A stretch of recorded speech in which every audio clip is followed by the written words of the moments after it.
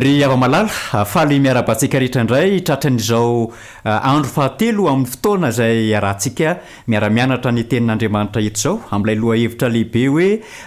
ahoana hoy Andriamanitra amin'ity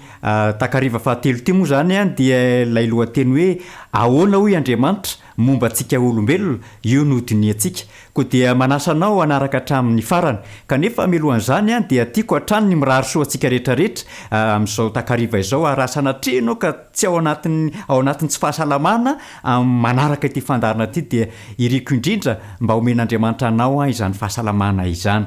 koa andesika ary araka ivavaka alohan'ny ijerevantsika ny lohateny izay nomantsika ho amin'ity an'io ity ivavaka sika.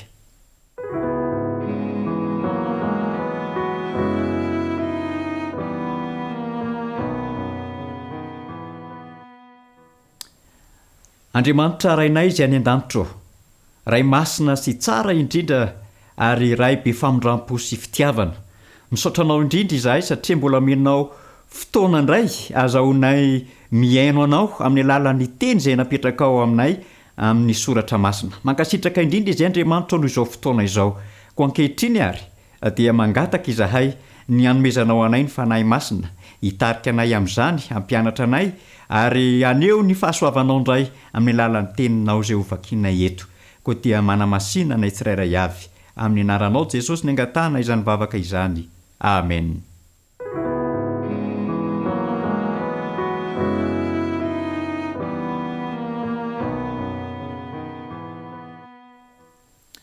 Iny ary ava-malala zava-dehibe ho antsika indray ity takariva fahatelo ity ny soratra masina moa ilay tenin'Andriamanitra izay manan-kery fahamarinana izay fanambaran'Andriamanitra fa ny feony sy ny teniny dia ato anatin'ity soratra masina ity. Misaotra an'Andriamanitra tsika satria efa nahita loha-hevitra roa izay. Ny voalohany dia ny hoe ahoana hoy Andriamanitra momba ny soratra masina na ny Baiboly ary ny faharoa dia ny hoe ahoana hoy Andriamanitra momba ny tenany izay nahitantsika ny fahasoavan'Andriamanitra tao anatin'ireo lohateny anankiroa ireo. Araka ny teneniko teo am-panombohana dia ny fahatelo indray izany mijerevantsika izao dia ny hoe ahoana hoy Andriamanitra momba antsika olombelona. Raha hitantsika izany momba ny tenin'Andriamanitra, hitantsika momba an'Andriamanitra, mba ahoana kosa indray momba antsika olombelona. Misy zavatra dimy ho resahana amintsika androany avy amin'ny tenin'ny soratra masina araka ny fanambaran'Andriamanitra. Ka ny voalohany amin'izany dia izao, araka ny tenin'Andriamanitra isika olombelona dia noforonina. Andriamanitra zany namorona antsika tahaka an'ireo zava-boary rehetra izay noharian'Andriamanitra sy noforonina dia isika kosa indray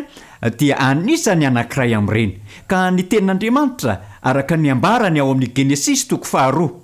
Genesis toko faharoa 17 dia izao ny voalaza ao hoe ary vovotany no namoronan'i Jehovah Andriamanitra ny olona ary no fofonaina mahavelona ny vavorony dia tonga olombelona izy. Isika izany dia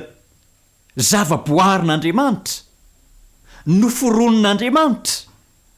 ary isika dia miavaka amin'ireo zavatra rehetra izay noharian'Andriamanitra.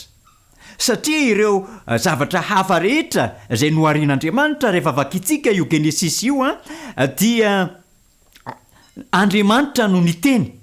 misy mazava dia nisy ny mazava. Hatrany amin'ny famoronana an'ireo zava-boary rehetra, misia ny biby araka ny karazany, misia ny vorona araka ny karazany, aoka ny zava-maniry ny tany. Izany rehetrarehetra izany no nitenen'Andriamanitra. Ny teny Andriamanitra dia ary ireny rehetrarehetra ireny. Fa teo amintsika olombelona kosa dia manokana no namoronan'Andriamanitra antsika. zany hoe tsy mitovy tamin'ireo namoronan'andriamanitra n'ireo zavaboary hafa isika olombelona fa araky ty teny eo amin'ny genesis toko 2:7 ty dia voalaza eto hoe namolavola tany manga andriamanitra tamin'ny alalan'ny vovotany no namoronan'andriamanitra atsika ary rehefa zany dia nidina mihitsy zany andriamanitra nitoka teo amin'ny vavoorontsika nanome an'ilay fofonaina mahavelona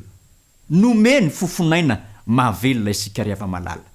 ary eto dia mba tiako mba ho amintsika mandrakarivo zany hoe tsy hiala eo am-bavoorontsika izany fofonaina mahavelona izay omen'andriamanitra atsika hatrany ampamoronana izany ary zany no mbola ananantsika io tombonandro fahavelomana io ankehitriny jereva nge ny fisahiranan'andriamanitra momba antsika olombelona zany hoe andriamanitra zany tena tia atsika mihitsy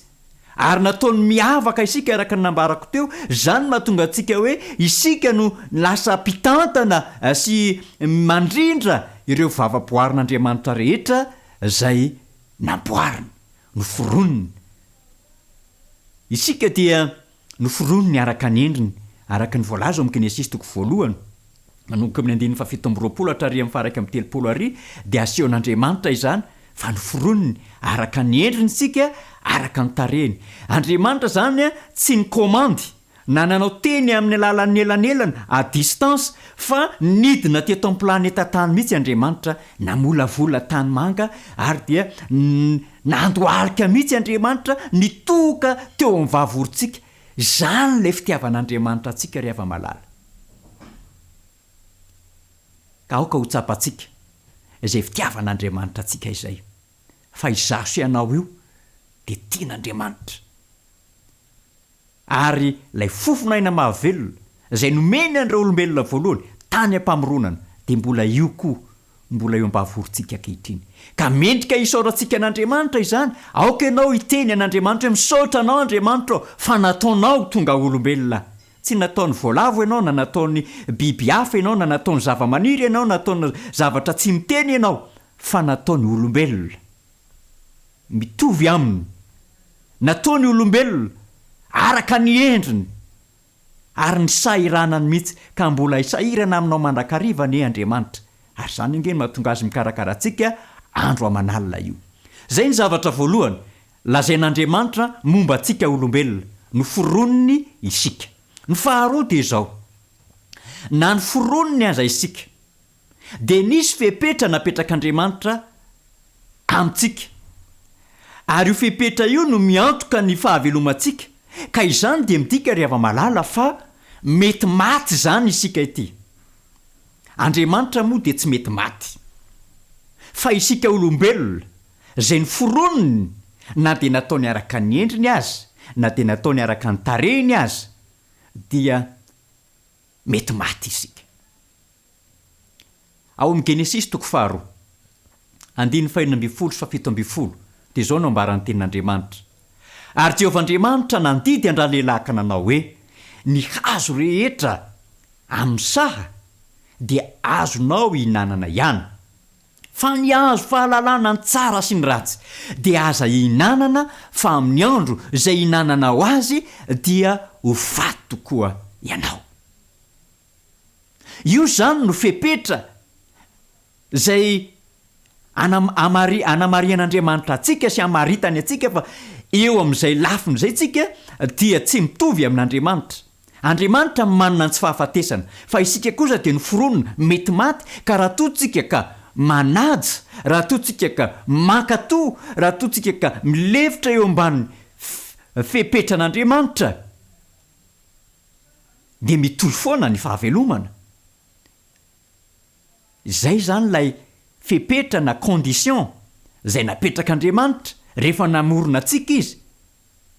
dia aoka ho tsapatsika izany fa isika ny foronon'andriamanitra io dia misy fepetra apetrak'andriamanitra amintsika mba azahoantsika miaina mandrakariva mitohy ho amin'ny fiainana zava-dehibe loatra izany rehefa malala kanefa moa indrisy fa ireo razambentsika dia tsy nanaja tsy nanaraka zay nylazain'andriamanitra fa fantatsika loatra fa nikasika an'ilay voankazo teo amin'ny sa izy lay teo avovoan'ny sa ny inana nlay hazo fahalalana ny tsara sy ny ratsy ary vokatr'izany dia nanjary tonga ilay tenin'Andriamanitra izay efa nyteneny hoe amin'ny fotoana izay ikasianareo na inananareo an'io hazo io dia ho faty tokoa ianareo ary nanomboka teo amin'izany fandikana ny lalàn'Andriamanitra fandikana ny sitrapon'Andriamanitra zany hoe tsy fankatoavana an'Andriamanitra dia teraka ny fahafatesana ary izay tsy fankatoavana an'Andriamanitra izay no atao hoe ota ny tsy fanazantsika an'Andriamanitra ny tsy fankatoavantsika an'Andriamanitra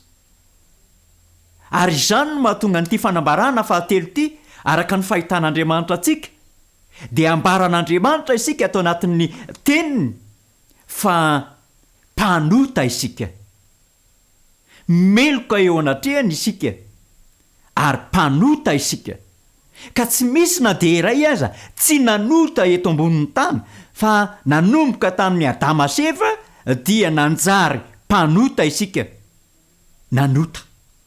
mandika ny sitrapon'Andriamanitra mandika ny didin'Andriamanitra tsy mankatoa an'Andriamanitra ary izao ny voasoratra amin'ny Romanina toko 7:17-20 Romanina toko 7:17-20 fa samy efa nanota izy rehetra ka tsy misy manana ny voninahitra avy amin'Andriamanitra niza zany olombelona eto ambonin'ity tany ity dia zao efa nanota avokoa ka samy efa nanota izy rehetra hoy ny tenin'Andriamanitra eto tsisy manana n'ilay voninahitr'Andriamanitra isony mpanota zany isika araka ny anambaran'ny tenin'Andriamanitra azy kanefa na nanota aza isika na diso teo anatrehan'Andriamanitra aza isika tsy nankatoa azy aza isika hatrany ampanomboana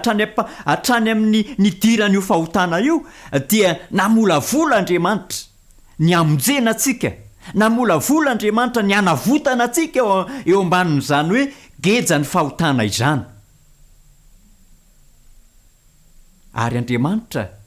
dia efa nandrafitra planina hanavotana atsika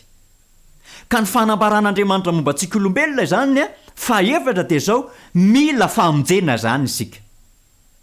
tsy afaka mahavontsy tena isika hitantsika moa ny zavatra nataony Adama sy Eva rehefa nanota izy ireo fony mbola tsy tonga teo amin'ny Andriamanitra nitady azy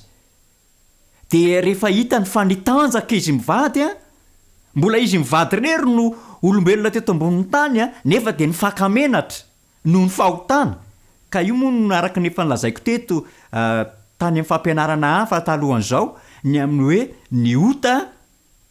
dia mitondra henatra ho antsika rehefa manota isika dia mahatsiaro menatra ary hitantsika teo amin'ny Adama sy Eva izany izy mivady rery no teto ambonin'ny tany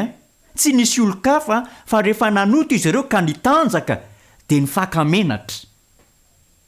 mahamenatra ny ota ry hava-malala satria mampitanjaka ary izay no mahatonga azy ireo nanjaitra ravina mba hatao takokenatra ary tsy vitan'izany fa nandositra izy ny afona dia niezaka nanao ny vahaolana mba hanakonana izany henatra izany fa indrisy tsy naharitra izany dia izay no nahatonga an'Andriamanitra nidina nanatanteraka ilay planina izay efa nivolavolainy dia tonga izy nanome fitafiana ho an'ny Adama sy Eva tamin'ny alalan'ilay famonoana ilay ondry izay natao hosorona ary ny odiny izany dia natafy any Adama sy Eva ka nanaovan'Andriamanitra akanjo hoditra fitafiana hoditra matevina manakona ny fitanjahana izany no nataon'Andriamanitra ho antsika olombelona na isika amin'izao fotoana izao aza ry hava-malala dia mila izany famonjena izany isika mila an'Andriamanitra isika ilay zanak'ondry izay nivonoana tany amin'ny namonjena ny Adama sy Eva sy natao sorona mba hisolo azy ireo dia maneho an' Jesosy Kristy. Zay voambarany soratra masina eto amin'ity Romanina toko 5:17 ty hoe fiainana mandrakizay no fanomezam-pahasoavana avy amin'Andriamanitra ao amin'i Kristy Jesosy. Lay tompontsika ry hava-malala mba handray izany fanomezana, izany famonjena avy amin'i Jesosy izany anie isika tsirairay avy. Fa Kristy dia efa maty teo amin'ny hazojaliana mba hitondra ny fahotantsika, isolo atsika. Satria eo amin'ny tapa voalohany amin'ity Romanina toko 5:17 ty dia manambara hoe fahafatesana no tambiny ota. Ary zany ange no mahatonga ny fahafatesana zay misy ankehitriny. Niditra teto amin'ity tany ity ny fahafatesana noho ny fahotana zay niditra teto amin'ity tany ity ihany koa. Ka ho resahako kely aloha momba n'ity hoe fahafatesana ity. Manahoana moa ny olona rehefa maty? Ambara soratra masina fa tsy mahalala na inona na inona isika rehefa maty. Araka ny voalaza amin'ny mpitoriteny toko 7:5 dia izao ny voasoratra hoe fa fantatry ny velona fa ho faty izy, fa ny maty kosa tsy mba mahalala na inona na inona. Eny ry hava-malala, rehefa maty zany ny olombelona dia tsy mahalala na inona na inona. Faharoa, dia sady tsy makany an-danitra izy no tsy makany amin'ny hafobe izy, fa ny vovotany nofo dia miverina ho vovotany, ary ny vovokaina na ny fofonaina dia miala, ka tsy afaka mamelona antsika intsony. Zany ange ny voalaza ao amin'ny Salamo 1:7 andininy 7 sy ny 4.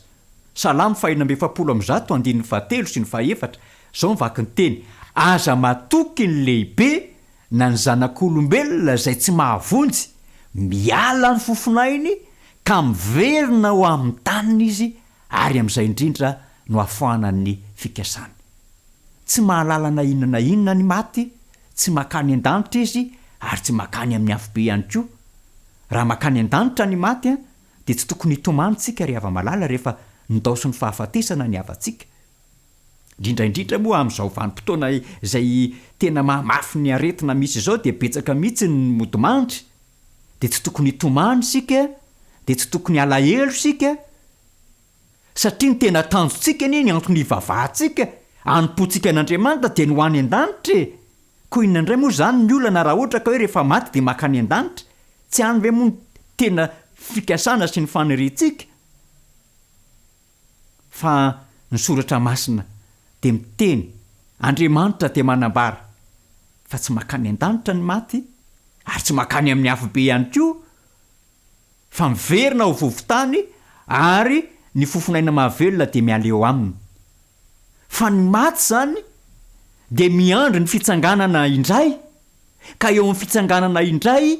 no mahatonga azy na izy ho any amin'ny fiainana mandrakizay, na izy ho any amin'ny fahaverezana na ny fahafatesana mandrakizay. Ary zany no ambarany soratra masina, ambaran'Andriamanitra ao amin'ny Jaona toko 5:7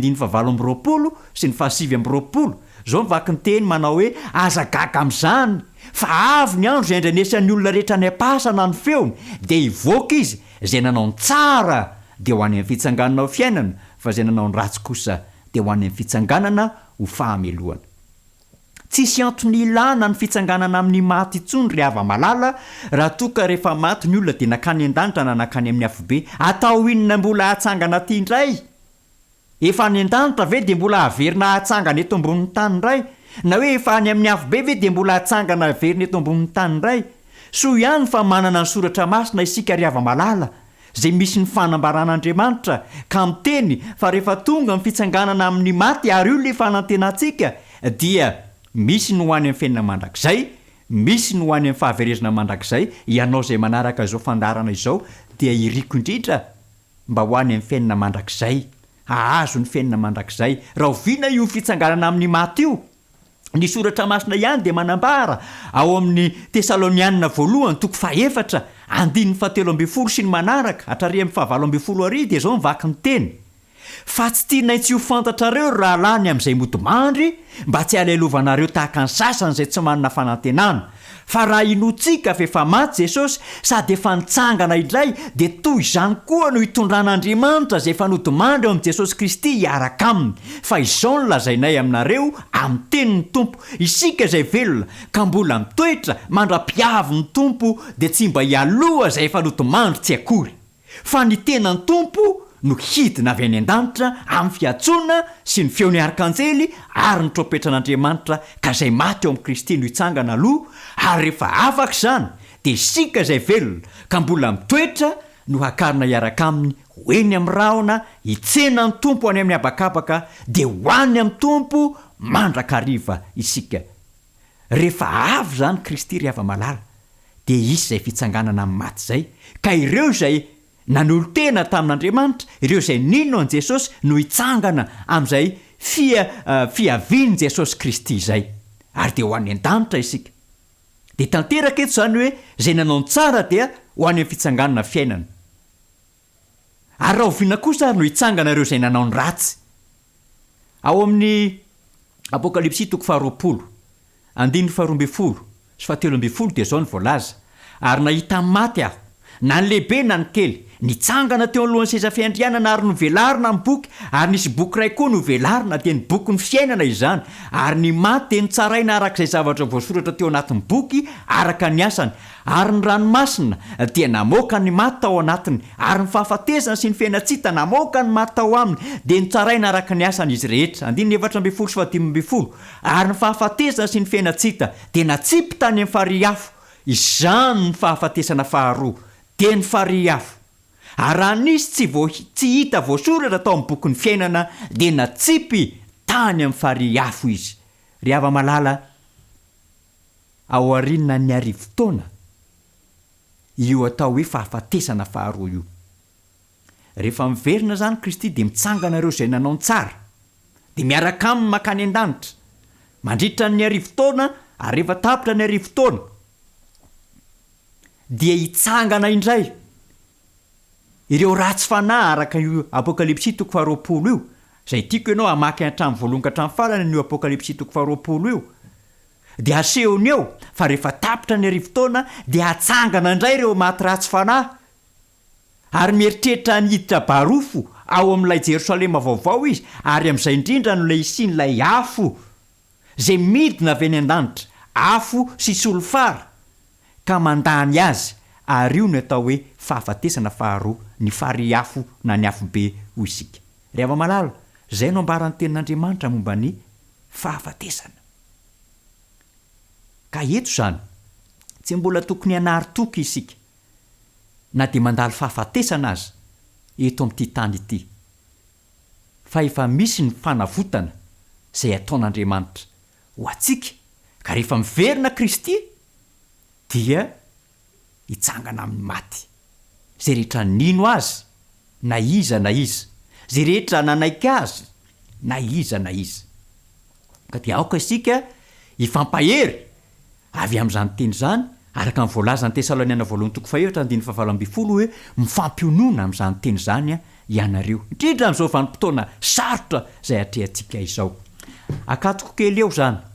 momba izay fahafatesana izay fa efa hitantsika izany fa isika izany dia noforonon'Andriamanitra isika izany dia nandika ny didin'Andriamanitra na mpanota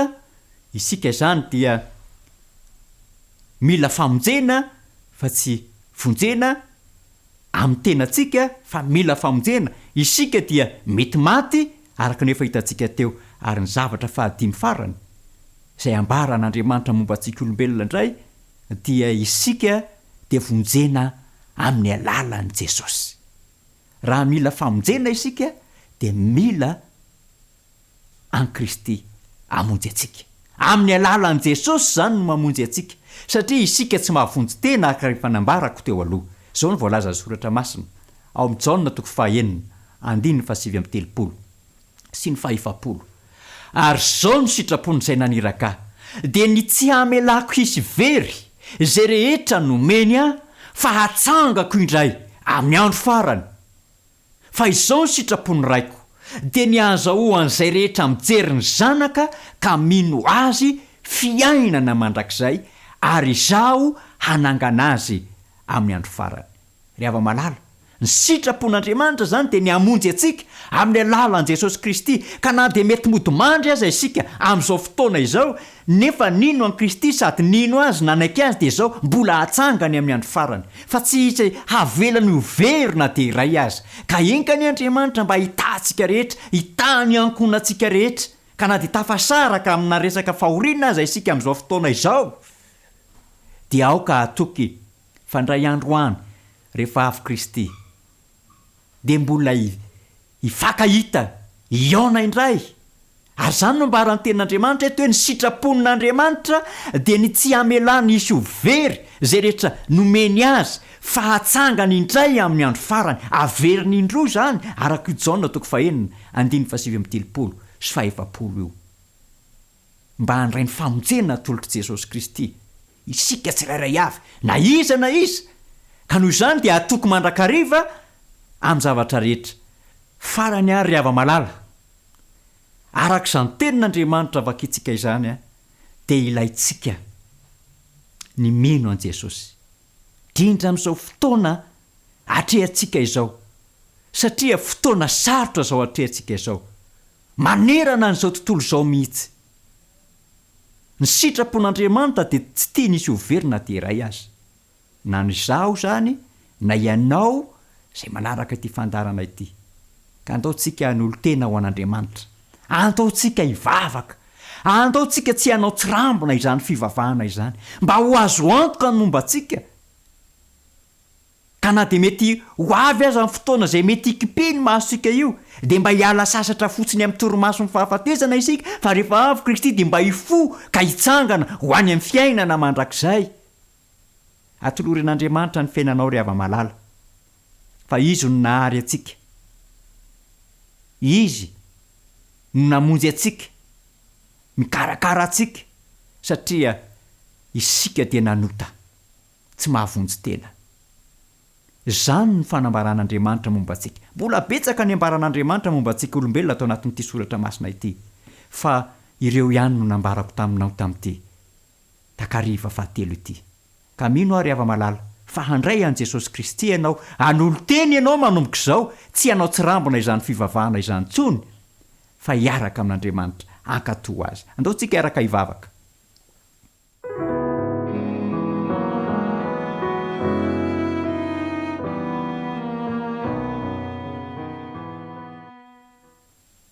Andriamanitra ray malalo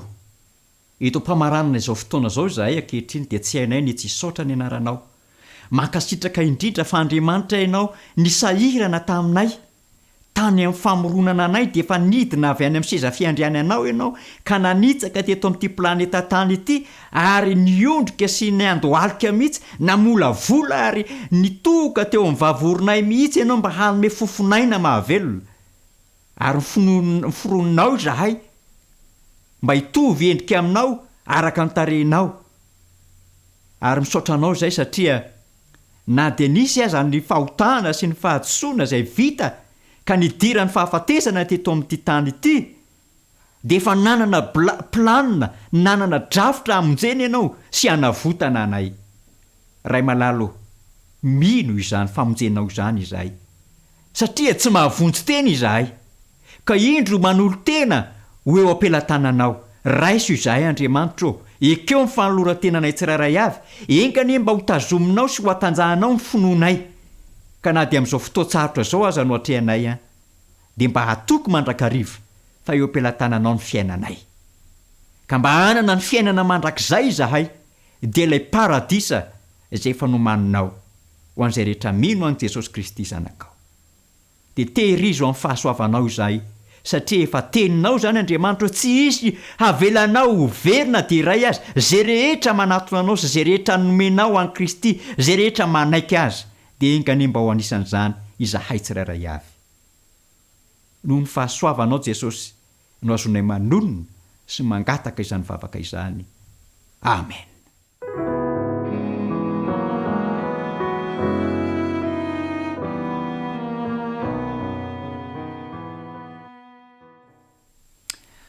Dia ankasitrahany ianao ry hava-malala nanaraka hatramin'ny farany ny fotoana izay niarahantsika nandinika ny lohateny fahatelo iny raha sitrapon'andriamanitra dia mbola eo neto indray sika